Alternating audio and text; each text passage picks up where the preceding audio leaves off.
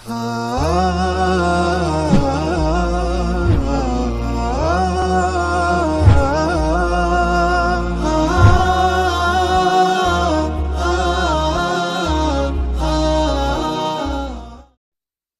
اللہ الرحمن الرحیم۔ گزشتہ سے پیوستہ ابو طالب کو قریش کی دھمکی۔ اس تجویز کے بعد سرداران قریش ابو طالب کے پاس حاضر ہوئے اور بولے، ابو طالب، آپ ہمارے اندر سن و شرف اور اعزاز کے مالک ہیں۔ ہم نے آپ سے گزارش کی کہ اپنے بھتیجے کو روکیے، لیکن آپ نے نہیں روکا۔ آپ یاد رکھیں، ہم اسے برداشت نہیں کر سکتے کہ ہمارے آباء و اجداد کو گالیاں دی جائیں، ہماری عقل و فہم کو حماقت زدہ قرار دیا جائے اور ہمارے خداؤں کی عیب چینی کی جائے۔ آپ روک دیجئے، ورنہ ہم آپ سے اور ان سے ایسی جنگ چھیڑ دیں گے کہ ایک فریق کا صفایا ہو کر رہے گا۔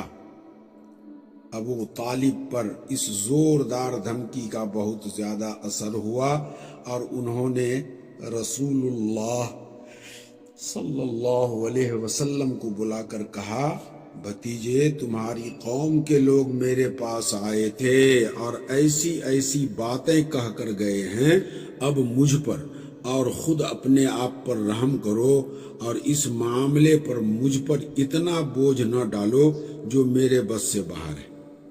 یہ سن کر رسول اللہ صلی اللہ علیہ وسلم نے سمجھا کہ اب آپ صلی اللہ علیہ وسلم کے چچا بھی ساتھ چھوڑ دیں گے اور آپ صلی اللہ علیہ وسلم کی مدد سے کمزور پڑ گئے ہیں۔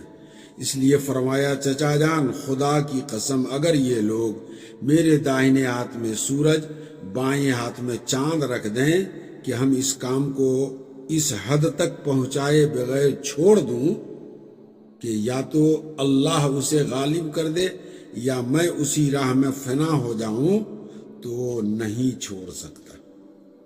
اس کے بعد آپ صلی اللہ علیہ وسلم کی آنکھیں اشک بار ہو گئیں اور آپ صلی اللہ علیہ وسلم رو پڑے اور اٹھ گئے۔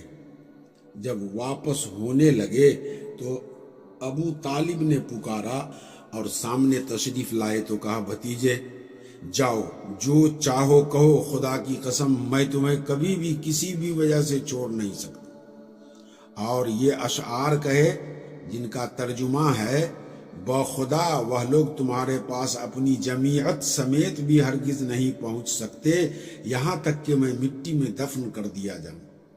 تم اپنی بات کھلم کھلا کہو، تم پر کوئی قدغن نہیں، تم خوش ہو جاؤ اور تمہاری آنکھیں اس سے ٹھنڈی ہو جائیں۔ قریش ایک بار پھر ابو طالب کے سامنے۔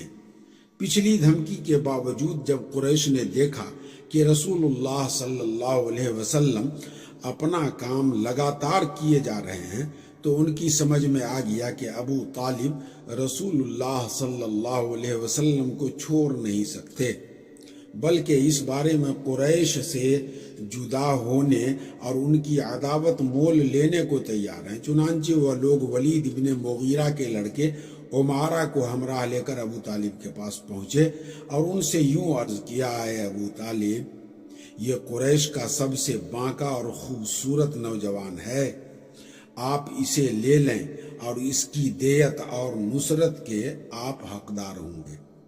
آپ اسے اپنا لڑکا بنا لیں، یہ آپ کا ہوگا اور آپ اپنے اس بھتیجے کو ہمارے حوالے کر دیجئے جس نے آپ کے آباء و اجداد کے دین کی مخالفت کی ہے، آپ کی قوم کا شیرازہ منتشر کر رکھا ہے اور ان کی عقلوں کو حماقت سے دوچار بتایا ہے، ہم اسے قتل کریں گے، نعوذ باللہ من ذالک۔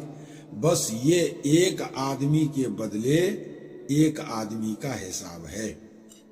ابو طالب نے کہا، خدا کی قسم، کتنا برا سودا ہے جو تم لوگ مجھ سے کر رہے ہو۔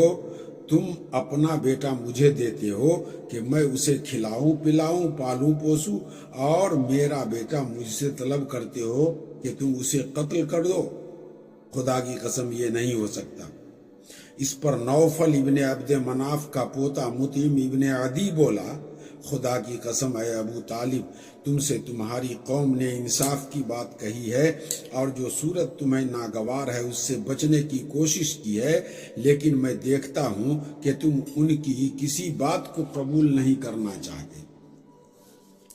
جواب میں ابو طالب نے کہا خدا تم لوگوں نے مجھ سے انصاف کی بات نہیں کی ہے، بلکہ تم بھی میرا ساتھ چھوڑ کر میرے مخالف لوگوں کی مدد پر تلے بیٹھے ہو، تو ٹھیک ہے جو چاہو کرو۔